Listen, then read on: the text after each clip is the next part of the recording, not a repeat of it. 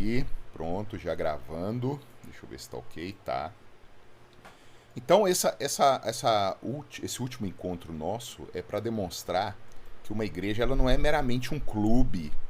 Hoje tem muito essa noção, né, de uma igreja como um ajuntamento ali onde você vai, sente ali algum êxtase, alguns prazeres, né, momentâneos ali. Até costuma chorar num cântico que é entoado, muita luz, muita fumaça, mas igreja não é isso não, queridos. Infelizmente, a maioria que a gente tem visto são mega igrejas com 5, 10, 20 mil membros, ninguém conhece ninguém, ninguém dá notícia de ninguém. E você está ali meramente consumindo um produto como um cliente. Você se torna um cliente de algum lugar que está te proporcionando um prazer. E se aquilo ali, né, não te atender, não atender às suas expectativas, você muda. E assim vai. Sem conhecer a Deus, sem conhecer a Cristo, sem saber que você faz parte de algo muito maior. Então, como uma igreja deve se organizar? Aí eu até transcrevi o texto de 1 Pedro, né, 3,15. Antes, santificai a Cristo como Senhor em vosso coração, estando sempre preparados para responder a todo aquele que vos pedir razão da esperança que há em vós. Nesse contexto de perseguição, né, Pedro diz, já que é para sofrer nesse mundo, vamos sofrer sabendo por que a gente está sofrendo, né? E mantendo a confissão que Cristo é o Senhor da igreja dele. Deixa eu passar o slide aqui. Nós devemos, queridos, ter consciência do que nós fazemos parte, do que nós defendemos. Vocês que estão querendo, né, se chegar a Pampulha, vocês estão querendo ir para lá para quê? Olha que nós já tivemos já 14 encontros, eu acho que 15, porque um foi dividido em 2. E nós temos raízes históricas, nós pudemos ver semana passada, né, uma cronologia dos documentos confessionais. Nós não surgimos do nada, não. Há uma linha histórica e a gente faz parte disso. E nós não podemos ficar titubeando, né? Quando for defender a fé, quando for defender a igreja é a noiva do Senhor. Hoje a gente vive um tempo dos desigrejados, né? E estão batendo pesado na igreja, falando que a igreja é desnecessária, que é invenção de homens, que é isso, que é aquilo. E Cristo vai cobrar isso, viu? A gente que é casado, nós não gostamos que falam mal dos nossos cônjuges perto da gente, não. E nunca teríamos amizade com aqueles que atacam os nossos cônjuges. E Cristo é a mesma coisa, a igreja é a noiva dele. E ele não vai gostar disso, não. E nós fazemos parte. Cristo ele não se relaciona individualmente, ele se relaciona com a igreja. Ou nós somos membros dessa igreja, como Paulo fala em 1 Coríntios 12, ou nós somos pedras dessa igreja, como Pedro diz que nós somos pedras vivas, ou então não tem relacionamento com Deus, simples assim. Hoje a gente vive na época do individualismo, né? Eu sozinho em casa, eu posso cultuar, eu posso até fazer a mesa do Senhor para mim mesmo, é uma egolatria, é um antropocentrismo assim nunca visto antes. Tudo gira em torno do meu umbigo, do meu ventre. E o resto que fique por lá. Mas não é assim. Nós vamos ver aqui como funciona. E a IPB nisso aí, né? IPB, Igreja Presbiteriana do Brasil, ela é uma federação de igrejas locais. Então a Igreja da Pampulha, ela é federada, né? Ela é associada, se eu posso usar esse termo, a algo maior. Tem um movimento forte de igrejas independentes. Eu não vou dizer aqui que são igrejas que não são igrejas, pois são. Mas a chance do desvio doutrinário, a chance de se perderem é muito maior do que as que são federadas. Um exemplo de outra igreja federada é a Batista. Existe a Convenção Batista do Brasil e eles são federados. Só que os batistas, eles são congregacionais, eles não são presbiterianos. Nós vamos ver que esse nome presbiteriano vem de presbítero. Existem 3 tipos de governo na igreja. Aquilo que é enxergado como igreja, né? Se eu pergunto hoje, qual que é a maior igreja do mundo? Aí, sem vacilar muito, você vai virar a igreja romana. Até porque ela é identificada como uma igreja, a igreja católica romana. E o tipo de governo da igreja que eles têm lá é o episcopado. Existe um papa, é uma linha vertical, né? E dele vem seguindo as hierarquias. O congregacional, geralmente os batistas são congregacionais, todo membro, toda a igreja opina para tudo. Por isso congregacional, né? Tem a ver com a congregação. É um governo horizontal. Mas na prática não tem funcionado muito assim não, viu? Porque nós temos visto, infelizmente, é uma tendência de igrejas, inclusive evangélicas, se transformar em episcopados. O pastor é um dono da igreja, os filhos que continuam ali a linha sucessória do pastor. E na prática é um episcopado. Eles tomam decisões, eles resolvem tudo e acabou. É congregacional só no nome, né? E por fim, o último governo da igreja que a gente vê na escritura é o presbiterato. Eis o motivo do nome presbiterianos, né? O povo de Deus, como a gente vê na escritura, nós vamos ver uma série de textos aqui. Eles elegem do próprio meio desse povo tanto presbíteros quanto diáconos para cuidarem da igreja. Então é uma representação. A igreja elege dentre os seus próprios homens que se destacam ali no ensino, na organização da igreja, são reconhecidos, e esses homens é que fazem o governo da igreja, chamados presbíteros, e os diáconos cuidam da parte material e física da igreja, a ordem da igreja. E a igreja presbiteriana, ela é federada, uma igreja que tem essa organização, porque nós vamos ver nessa organização aqui que a igreja da Pampulha ela não está solta. Mesmo sendo presbiteriana, mesmo tendo ali um conselho das pessoas que foram eleitas pelos próprios membros, né? Nós vamos ver que a gente faz parte de um presbitério e que esse presbitério tem outras igrejas, né? O nosso presbitério, por exemplo, vocês vão entender, eu vou trazer um desenho aqui para vocês entenderem. O nosso presbitério é a igreja da Pampulha, é uma igreja que fica lá no bairro Belvedere, é outra igreja que fica lá no bairro Jardim Vitória, é uma outra igreja que fica lá no bairro da Saudade. Qual bairro é na Saudade? Paraíso, bairro Paraíso, ali perto do Hospital da Baleia, né? Santa Efigênia, a Mirka tá me corrigindo aqui. E esse grupo de igrejas forma um presbitério. Então, uma vez por ano, nós nos reunimos para prestar contas uns aos outros e ver como a coisa está caminhando. Presbitérios se juntam e formam sínodos. E sínodos se juntam e formam o concílio geral, que acontece uma reunião de 4 em 4 anos. São mais de 1.500 presbíteros nessa reunião de 4 em 4 anos. A igreja presbiteriana foi fundada em 1859 pelo missionário Ashbel Green Simonton, que veio pela PCUSA, né, Presbyterian Church, United States of America. Nós não temos mais relação com essa igreja. Olha isso, queridos. A PCUSA, uma igreja que foi fiel à Escritura, enviou um missionário aqui para o Brasil. Ele estabeleceu a presbiteriana aqui em 1859. Essa igreja hoje ela ordena pastores gays, pastoras lésbicas. Ela se tornou uma igreja liberal. Tudo pode, tudo tá ok. A escritura não é a palavra inerrante de Deus mais. Os milagres, eles têm dúvidas se aquilo realmente aconteceu, se aquilo ali é um mito, uma história. E chegou a um determinado ponto que isso ficou tão gritante que a IPB, porque a IPB ela tem laços de irmandade com batistas, com luteranos, com assembleianos, a gente reconhece, não é a igreja de Deus, apesar de divergências doutrinárias que foram aparecendo durante a história, mas a coluna espinhal do evangelho está ali, a salvação por meio da fé em Jesus Cristo. E a essência humana foi definida pelo Deus que está nessa escritura. E quando as igrejas, né, vão desviando desses ensinos, chega um momento, e são anos, tá, esse processo, não é de um dia para o outro, não. A gente vai rompendo o laço, falando, isso aqui não é uma igreja mais que dá para dizer que é uma igreja irmã. Eles abandonaram a fé. E é o que aconteceu com a PCUSA, a igreja que mandou para nós o missionário Ashbel Green Simonton. Lá nos Estados Unidos a gente mantém irmandade com uma série de igrejas, OPC, se eu não me engano, IBC também. OPC é Orthodox Presbyterian Church.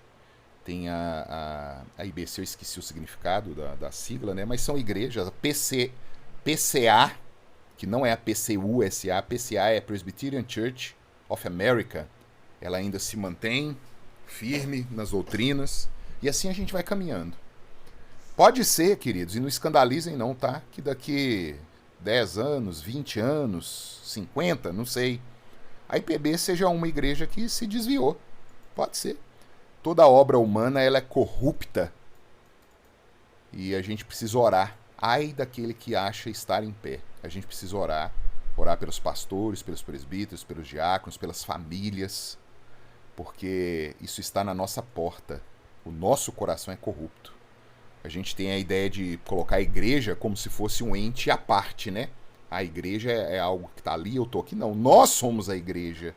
Nós somos membros desse corpo espiritual. E nós é que provocamos a queda. Vamos continuar. Então eu trouxe esse desenho aí. Deixa eu ver se meu mouse está passando na tela. Não está não. Deixa eu habilitar só o mouse aqui. Captura de janela. Capturar cursor. Vocês vão ver meu mouse aí agora. Ó. Cada bolinha azulzinha dessa aqui, ou cinza, não sei como é que tá aparecendo, né, aí pra você. Uma bolinha aqui, ó. Representa uma igreja local. Então imaginemos que aqui é a Pampulha, como eu disse, né? Aqui é o Belvedere, aqui é o Jardim Vitória. As igrejas que existem, né? Primeira Presbiteriana, lá do centro de Belo Horizonte. Aqui tá a Presbiteriana de São Paulo. Cada igreja local. E essas igrejas locais, elas se agrupam em presbitérios, que é esse retângulo aqui meio mostarda, né, amarelo, sei lá. Aqui, ó. Então, quer dizer, esse presbitério aqui, ele tem 1, 2, 3, 4, 5, 6 igrejas. Tem presbitério que vai ter menos igrejas. Tem presbitério que vai ter mais igrejas. Então, o conjunto de igrejas geralmente se dá uma preferência por localização geográfica, né? Mas isso não tem tanta representatividade mais. Esse conjunto de igrejas locais forma um presbitério. Eu espero que eu esteja sendo claro aqui, tá? Só para essa organização aí. A Pampulha, hoje, ela tem 2 congregações. Congregação é um trabalho que ainda não é igreja, porque ela depende de uma igreja. Mas com a caminhada, Deus confirmando o trabalho, pode ser que daqui a algum tempo ela se torne uma igreja. Um grupo que se ajunta para se tornar uma igreja, ele precisa de 3 pontos. Primeiro é ter crente. Uma igreja precisa de crente. Isso é óbvio, né? Em segundo lugar, precisa de liderança. Precisa de ter presbíteros e diáconos e pastores. Um pastor é um presbítero, né? Para abrir nesse parênteses aqui, né? Por que a gente chama, por exemplo, um pastor às vezes de presbítero, outra vez de pastor? Porque existem o presbítero regente, é aquele que rege, né, ali na igreja. Quais são os presbíteros regentes? É o presbítero Jadielson, é o presbítero Gabriel, é o presbítero Paulo. E nós temos presbíteros docentes, que são os pastores, é aqueles que são responsáveis pelo ensino da igreja. Presbítero Giovan, eu, presbítero Vitor, presbítero Dercy, presbítero Samuel, são os regentes. Vocês podem ver que a Pampulha, ela acumulou pastores, presbíteros regentes, e agora está distribuindo trabalho. Abriu uma congregação no Cabral, lá com o reverendo Vitor, né? Lá não é uma igreja, ela não tem o sustento ainda, que é o último ponto dos 3 que eu falei aqui, né? Tem que ter crente, tem que ter liderança, e ela tem que se manter. Mas eles têm crente, eles têm liderança, só que ainda eles dependem financeiramente da Pampulha, da sede. No momento em que eles conseguirem membros, a coisa caminhar, pagar o aluguel, a água, a luz, o sustento do pastor e tudo, aí eles são emancipados da igreja, eles se desvinculam de nós. E assim a igreja vai se multiplicando. Mesma coisa o Padre Eustáquio. Nós assumimos lá um local, um trabalho, e quando lá, que tem crente já, tem uma liderança. A liderança ainda é muito instável. Ela está bem mais no início do que o Cabral, né? Mas assim que tiver a liderança e o sustento também é emancipado a igreja. E tem um trabalho bem assim, que ainda é um plano, vamos dizer assim, né? Lá na cidade de Ouro Preto. Um local lá que chama Vila Samarco. O presbítero Gabriel está indo lá e tentando abrir essa frente lá. Conversando com os moradores, tentando ver alguém ceder uma garagem, um espaço lá para começar um grupo com crente. Vai ter o presbítero lá, que é ele. Então a gente vai caminhando assim. Cada bolinha dessa aqui é uma igreja. Poderia ter aqui, eu vou até atualizar esse desenho, uns pontinhos preto aqui, como se fossem as congregações, né? E essa reunião de igrejas é um presbitério. Então nós temos aqui presbitérios, né? Um conjunto de presbitérios, esse retângulo maior aqui, né? Com esse laranja mais escuro aqui, ó. É um sínodo. Quer dizer, igrejas que se ajuntam formam um presbitério forma um sínodo. E todos os sínodos do Brasil, que hoje são 89, se eu não me engano, formam o Concílio Geral, que é a Igreja Presbiteriana do Brasil. Então vocês percebam que não existe um papa, não existe uma pessoa que toma decisão para tudo. Cada pastor, cada presbítero, o voto dele vale a mesma coisa um do outro, desde o conselho da igreja até no Supremo Concílio. Então ali no conselho, quando tem da igreja da Pampulha, né, quando tem uma decisão, o presidente, que é o reverendo Giovan, ele preside, né, o conselho, ele leva as propostas e o voto dele vale como o dos outros presbíteros. E inclusive ele tem um voto de Minerva se houver um empate, só que ele nem gosta de usar esse voto de Minerva, justamente para não dividir o conselho, vamos dizer assim, né? Se um assunto não teve resolução, fica sobre a mesa, como a gente fala, para ser resolvido na próxima reunião. E assim a gente vai caminhando. Então, cada instituição, vamos dizer assim, né? A igreja, o presbitério, o sínodo, o Supremo Concílio, são representantes seu lá no concílio onde está havendo a reunião. Assim que a Igreja Presbiteriana do Brasil se organiza. Vamos continuar. O órgão oficial de comunicação da Igreja Presbiteriana do Brasil desde o seu primeiro centenário, né, que foi em 1959, o órgão oficial é o Jornal Brasil Presbiteriano. Existe um veículo de comunicação. E ele, inclusive, é gratuito, tá? Online, você pode baixar, pode se inteirar de tudo que está acontecendo na igreja. Em 2020, a Igreja Presbiteriana do Brasil passou a contar com 86 sínodos, como eu disse, eu acho que já está em 89 esse ano. Entrou mais um. Mais um assim, né? Porque já eram 88 ano passado. Existem 356 presbitérios, olha que interessante, né? 86 sínodos que se dividem em 356 presbitérios. E desses 356 presbitérios são 3.977 igrejas e congregações.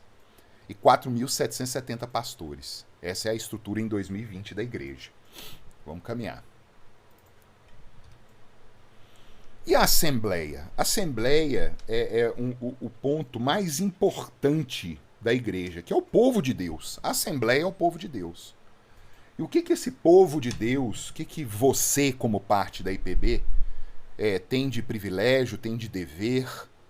Eleger o pastor. Muitas pessoas não sabem, né? Mas o pastor da igreja ele é eleito de 5 em 5 anos. Então o reverendo Giovan já está ali na Pampulha já há 16 ou 17 anos, não me lembro. É desde o início, né? Então já houve 4 eleições. E o povo votou nele e quis que ele continuasse. Então de 5 em 5 anos é um mandato. O pastor é eleito. É eleito pelos membros daquela igreja onde ele pastoreia. Então não tem essa questão do pastor que é dono da igreja e que vai passar para o filho, que vai passar para o neto. Não. É eleição. A Assembleia elege também os presbíteros e os diáconos. Os presbíteros, nós vamos ver os textos aqui, né, bíblicos, cuidam da parte mais espiritual da igreja, o ensino. Não que os diáconos não tenham que manejar bem a palavra, é exigido isso do diácono. Mas a responsabilidade do presbítero. E os diáconos têm a responsabilidade da parte mais física, o auxílio à viúva, ao órfão, ao necessitado, aos irmãos ali, a ordem do culto, a manutenção do templo, a parte mais mecânica, material da coisa, né? E não que eles também não tenham a responsabilidade do ensino. Então, a Assembleia Os membros da igreja elegem pastores, presbíteros e diáconos. Presbíteros e diáconos têm mandatos também de 5 anos. De 5 em 5 anos tem eleição. A Assembleia faz alteração de estatuto. Então, mais uma vez, né, não sai da cabeça do conselho, vamos fazer tal coisa, não. A Assembleia que pega o estatuto da igreja e ela precisa votar e concordar com as alterações ali propostas. A última vez que houve uma alteração de estatuto na Pampulha foi em 2022, se eu não me engano. Em 2021, o reverendo Giovan teve um problema muito sério com Covid, ele ficou internado e tudo. E a conta bancária da igreja, ela nunca é movimentada por uma pessoa só. São duas. As duas pessoas tomam consciência, tem que liberar a movimentação e há uma prestação de contas para a comissão de contas, que é formada por 3 irmãos da igreja, que são indicados pelo conselho, né? Pode ser qualquer membro da igreja participante da comissão de contas. Da última comissão de contas era o presbítero Michel, era o diácono Rodrigo e o Marco da Stephanie. Eles eram a comissão de contas. Então é demonstrado cada comprovante de pagamento, cada entrada ali para essa comissão de contas anualmente. E o que aconteceu? O reverendo Giovan ficou internado, nós ficamos sem poder mexer na conta. E foi assim, um Deus nos acuda, como se diz, né? Então, nessa alteração de estatuto que houve, o que a gente colocou lá e a Assembleia aprovou? Que o presidente do conselho, o tesoureiro e o vice-presidente, os 3 assinam, sendo que 2 podem liberar. Aí deu uma aliviada, né? Porque antes era 2 assinam e 2 liberam. Então a Assembleia achou por bem essa modificação, para a gente não passar esse aperto de novo, se um adoecer, morrer, o que for, né? E agora, tanto o reverendo Giovan, quanto eu, que sou o tesoureiro, quanto o presbítero Jadielso, que é o vice-presidente, desses 3, 2 podem liberar uma movimentação no banco. A Assembleia também resolve a compra e venda de imóveis, isso não é da cabeça também do pastor, do conselho. Se a gente for adquirir um imóvel, receber uma doação de um imóvel, alguma coisa assim, são vocês da Assembleia que têm que votar para aprovar isso.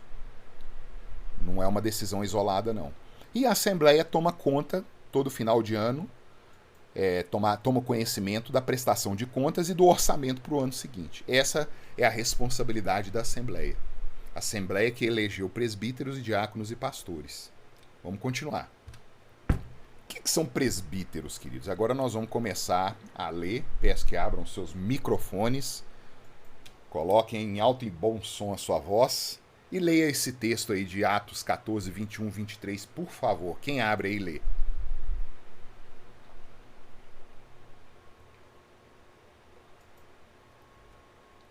Vamos lá, gente, sem preguiça, hein? E tendo anunciado o evangelho naquela cidade e feito muitos discípulos, voltaram para Listra e Icônio e Antioquia, fortalecendo a alma dos discípulos, exortando-os a permanecer firmes na fé e mostrando que, através de muitas tribulações, nos importa entrar no reino de Deus, e promovendo-lhes em cada igreja a eleição de presbíteros. Depois de orar com jejuns, os encomendaram ao Senhor em quem haviam crido. Muito obrigado, Liliane. Então nós vemos aí que a igreja em Atos, né, a expansão da igreja, e cada local que ia aparecendo ali o grupo de cristãos se reunindo e tudo, era ordenado que eles elegessem presbíteros para tomar conta daquele pessoal. Não é da cabeça de cada um, não é o movimento desigrejado como a gente muitas vezes vê. Os presbíteros são eleitos pelos irmãos da igreja. Vamos continuar. Quem lê para nós?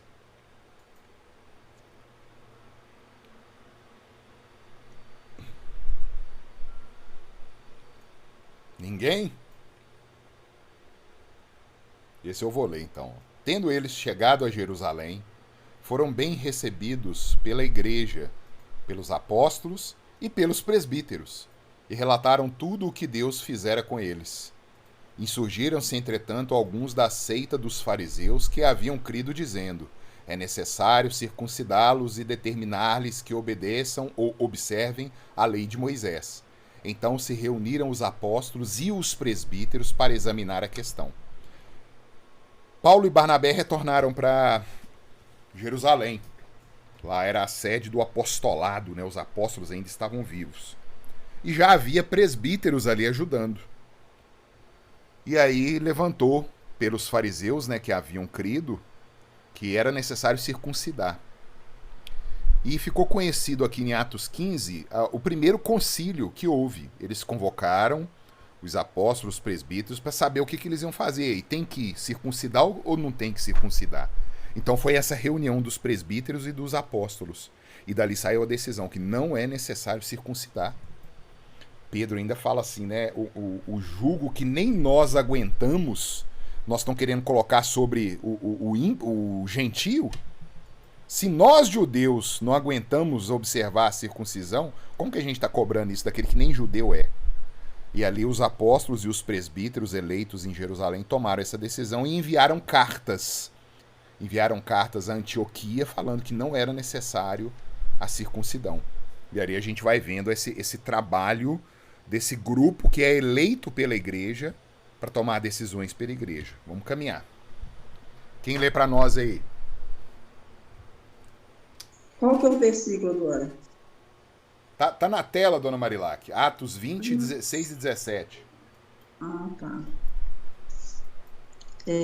Só que na minha tela não tá tendo. Eu vou ler na Bíblia mesmo. Ah, não, tá? então tá. Atos 20. Tá, peraí, só um minutinho. Pode ficar à vontade. 16 e 17 o versículo.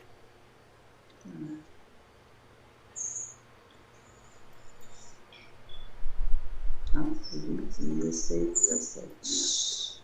20, 16 e 17. Porque Paulo já havia determinado não aportar em Efésio, não querendo demorar-se na Ásia, porquanto se apressava com o intuito de passar o dia de Pentecostes em Jerusalém, caso lhe fosse possível. De Mileto mandou a Efésio chamar presbíteros da igreja. Olha que interessante, né? Paulo, ele não queria passar em Éfeso e mandou chamar os presbíteros de lá para dar as ordens que eles queriam que se ensinasse ali na igreja. Porque ele estava querendo ir direto para Jerusalém porque ia chegar o dia do Pentecoste, que era os 50 dias depois da Páscoa, né? A festa das colheitas. E ele fala, vou falar aos presbíteros dessa igreja aqui o que é para seguir ali. Então a gente vai vendo essa estruturação do presbiterato. Os homens que são reconhecidos pela igreja, são indicados pela igreja, eleitos pela igreja. Tendo nós chegado a Jerusalém, os irmãos nos receberam com alegria. No dia seguinte, Paulo foi conosco encontrar-se com Tiago, e todos os presbíteros se reuniram aí, ó. E tendo-os saudado, contou minuciosamente o que Deus fizera entre os gentios por seu ministério. Eu acho interessante, né, que uma vez por mês a gente tem a reunião do conselho ali da igreja, dos presbíteros. E os pastores da igreja entregam um relatório. Eu fiz essa atividade, eu visitei tal pessoa, tanta santa ceia, fui no hospital, fiz um velório, fiz um batismo. Ali a gente presta conta uns aos outros para saber como que o trabalho está sendo feito. E essas contas que são prestadas uma vez por mês, uma vez por ano, os presbitérios se reúnem para fazer essa prestação de conta. E aí, 2 vezes por ano, o sínodo se reúne para fazer essa prestação de contas. E 4 em 4 anos, o concílio geral, que são todos os sínodos, se encontram. E assim a gente tem feito desde 1959 aqui no Brasil. Vamos continuar. Isso é importante, queridos. Para que os presbitérios têm que se reunir, né? É pra gente ver se não tá entrando doutrina estranha na igreja, se não tá entrando coisa que dá problema. A igreja ela não vai funcionar do jeito que a gente quer. Ela vai funcionar do jeito que Deus quer. Muitas vezes a gente vai ver alguns absurdos, mesmo na igreja presbiteriana, a gente vai ver isso. E orando, e trabalhando, e lutando, e se desgastando, a igreja vai se mantendo. Tem briga, irmãos, briga entre crentes. Um quer de um jeito, outro quer do outro, e o trem ferve. Por quê? Porque são homens pecadores. Não tem mágica, não. E são nessas reuniões, nesses concílios que a gente vai, como diz o provérbio, né? Ferro com ferro se afia. Assim um amigo ao outro. Quem lê para nós aí 1 Pedro 5:1?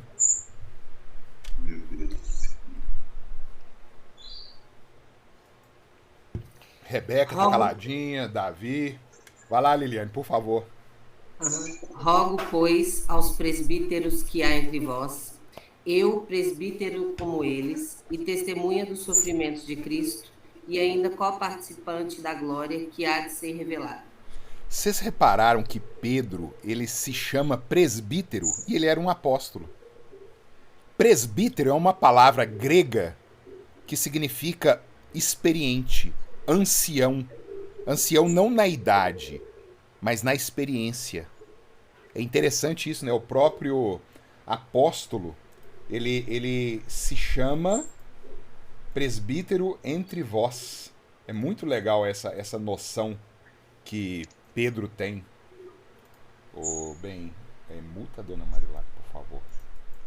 Vamos prosseguir, queridos.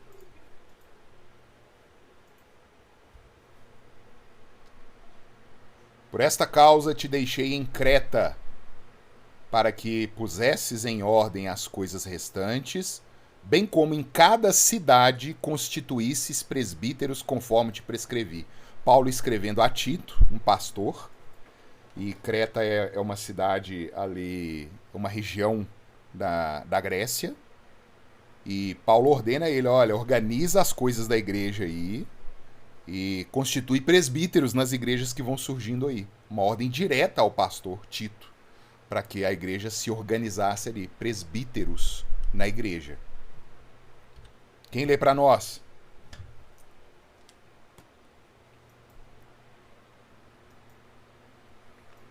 Não aceites denúncia contra presbítero, senão exclusivamente sobre o depoimento de 2 ou 3 testemunhas. Obrigado, Liliane.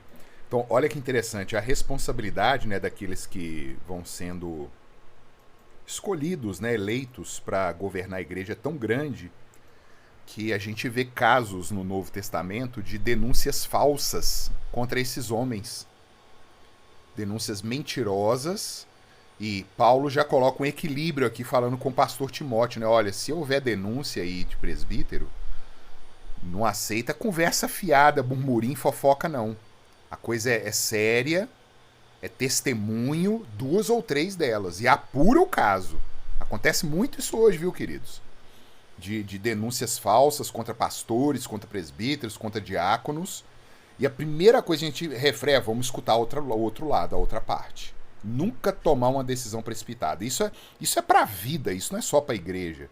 Sempre que chegar uma conversa, sempre que chegar alguma coisa, analisar ambos os lados. Não toma aquela coisa como certa não, que é fria. Principalmente em relação à igreja. Principalmente em relação a um irmão. E ainda mais se esse irmão for um pastor, for um presbítero, um diácono da igreja. Já era a instrução de Paulo. E os diáconos? Que palavra que é essa, né? Assim como presbítero veio do grego, né, presbíteros, e significa experiente, ancião, diácono também veio do grego e significa servir. É aquele que serve. O texto em tela mostra que na igreja de Filipos havia presbíteros e diáconos. Diz assim o texto: Paulo e Timóteo, servos de Cristo Jesus, a todos os santos em Jesus Cristo, inclusive bispos, que é sinônimo de presbítero, tá? Não é nenhum posto acima ou abaixo, é meramente uma corruptela, né? É uma abreviação, presbítero ou bispo. E diáconos que vivem em Filipos. A gente vai vendo isso, presbíteros e diáconos, Filipenses 1:1. O texto que constituiu os diáconos na igreja. Já havia apóstolos que eram presbíteros, eles eram 12, chamaram outras pessoas para serem presbíteros, para ajudarem a governar a igreja, e chegou um momento que aquilo ali complicou. E o que foi feito?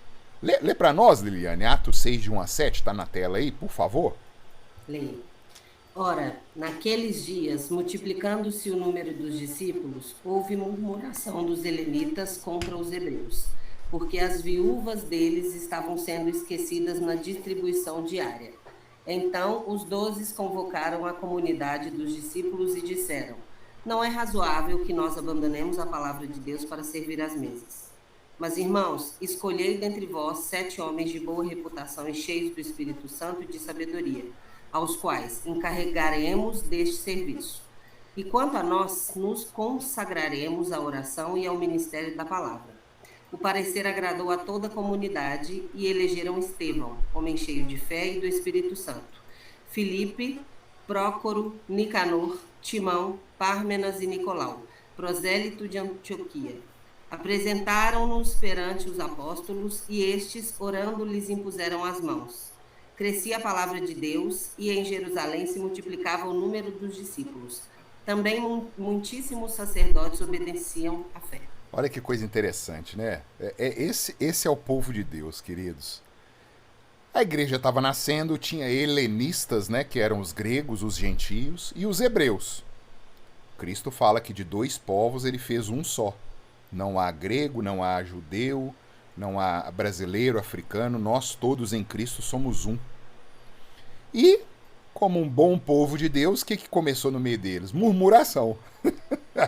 Murmuração porque as viúvas dos gregos, dos helenistas, estavam sendo esquecidas na distribuição. Havia uma perseguição em Jerusalém, a igreja se ajudava mutuamente e os apóstolos não estavam dando conta. A igreja crescendo e tudo, e as viúvas sendo esquecidas. Então os 12, né, como os apóstolos são conhecidos, né, os 12, convocaram a comunidade, né, a assembleia, olha que interessante, né, a comunidade, a assembleia. E eles falam assim, olha, nós não podemos abandonar a palavra de Deus, o ensino, nós não podemos deixar isso de lado, porque o povo precisa do alimento espiritual. Precisa do alimento também material, a mesa, servir às mesas. Aí eles falam, irmãos, escolham entre vós 7 homens ali naquela igreja local, né? 7 homens aí da igreja, com boa reputação, as prerrogativas, né? Cheios do Espírito Santo, com sabedoria, e eles ficarão encarregados deste serviço. Diácono é o serviço, né? A palavra. Por isso que chama diácono. E quanto a nós, né, os presbíteros, nós vamos continuar na oração e no ministério da palavra, levando o evangelho à frente. E aí eles elegeram Estevão, que é o primeiro mártir, né, no capítulo 8, se eu não me engano, 7 ou 8 aí de Atos. Ele, inclusive, é morto pelo testemunho dele.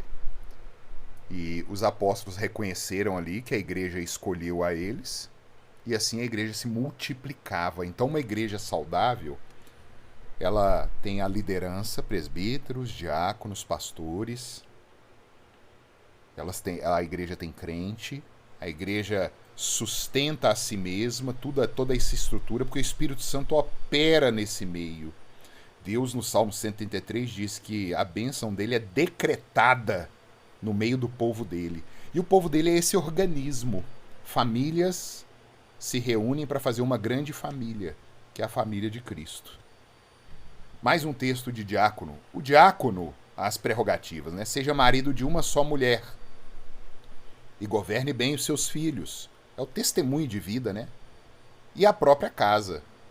Pois os que desempenharem bem o diaconato alcançam para si mesmos justa preeminência e muita intrepidez na fé em Cristo Jesus. Paulo escreve a carta a Timóteo com uma série de recomendações, incluindo essas recomendações aí para aqueles que a igreja, quando você aí que fizer parte conosco da Pampulha, né, for convocado a eleger presbíteros e diáconos, são essas prerrogativas que a gente tem que olhar. Ele é um homem tranquilo, dá um bom testemunho, trata bem a esposa, cria bem os filhos, a própria casa, é assíduo nos trabalhos da igreja, está lá presente, acompanha, ajuda. É isso. A pessoa ela não precisa de um cargo, porque as pessoas ficam muito com esse negócio de cargo, né? Ah, porque eu quero ser um presbítero, um diácono, cargo, não. Para ela trabalhar, ela não precisa de cargo. Então você já vai reconhecer, quando você for eleger um presbítero, um diácono, aquele que já faz, mesmo sem ser. Não é porque o cara é médico, não é porque é advogado, não é porque é engenheiro, não é isso que é a prerrogativa. Ah, eu vou votar no fulano de tal porque ele tem dinheiro. Ah, vou votar no fulano de tal porque ele é muito inteligente, ele é doutorado, não sei das quantas. Não. Errado. A igreja não é uma empresa. E as virtudes, os predicados, é a palavra de Deus que coloca. E eu deixo aqui, por último, queridos, um alerta. E prestem bastante atenção nisso. Deus agirá por meio dos membros da igreja. São os membros da igreja que serão usados por Deus para colocar na liderança dela aqueles que a igreja reconhece como líderes. E essa ação da igreja pode ser tanto para bênção quanto para desgraça. Isso tem que ficar muito claro. Como eu disse aqui, eu vou votar em fulano de tal porque ele é rico, porque ele é doutor, porque... Não. Se for essa a prerrogativa, você está colocando ali um líder para desgraça da igreja. Cada membro será responsável diante de Deus, tendo cuidado no momento em escolher, em indicar, ou sendo desidioso. Tipo assim, vou votar de qualquer jeito aqui. Vota no fulano para diácono para ele ficar mais integrado na igreja. Não é assim. Eu já escutei isso, viu, queridos?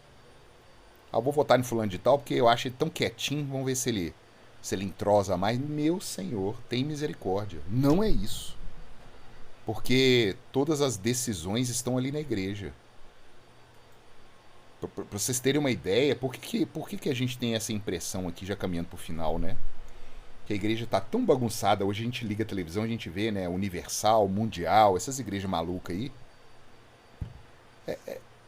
Não tem uma liderança. Os pastores são meros funcionários e o episcopado, como eu disse aqui, né, aquele cabeça ali que em vez de ser Cristo é um homem. É um Edir Macedo, é um Valdemir, é o que for. Qualquer lugar. Eu dei o exemplo deles que são os mais conhecidos e a Igreja Presbiteriana do Brasil já votou num Supremo Concílio que são seitas. Nós não aceitamos eles como irmãos na fé. E nós não estamos dizendo ali que ninguém ali possa ser salvo, em cuidado. Nós estamos dizendo que a doutrina que essas igrejas defendem não é o Evangelho. É uma doutrina que sai da cabeça desses homens. E nós vamos evangelizar, nós vamos buscar, nós vamos trabalhar. Então, cuidado, se integre. Se você tem essa disposição, né? Essa semana eu tinha falado que era semana passada, mas essa semana eu vou atrás de cada um aqui que participou dessa turma. Nós vamos bater um papo. Se você quer realmente fazer parte da igreja, tenha essa noção, seja bênção no nosso meio. É um dos motivos de oração que a gente tem no boletim, né? Que os que estão se achegando a nós sejam bênção no nosso meio e que nós sejamos bênção na vida de vocês. É uma responsabilidade muito grande. Muito grande. E que Deus os abençoe. Foi um prazer aí essa caminhada, né? Por esse período. Espero que as coisas tenham ficado um pouquinho mais claras, né? Muita informação, é muita coisa, mas é na caminhada, é no dia a dia que nós vamos aprendendo aí uns com os outros e Deus nos dando a palavra dele nessa caminhada. Um abraço para cada um, viu? Deus abençoe. Amém, obrigada. Um abraço, Bom gente. dia, obrigado, Bom dia. pastor.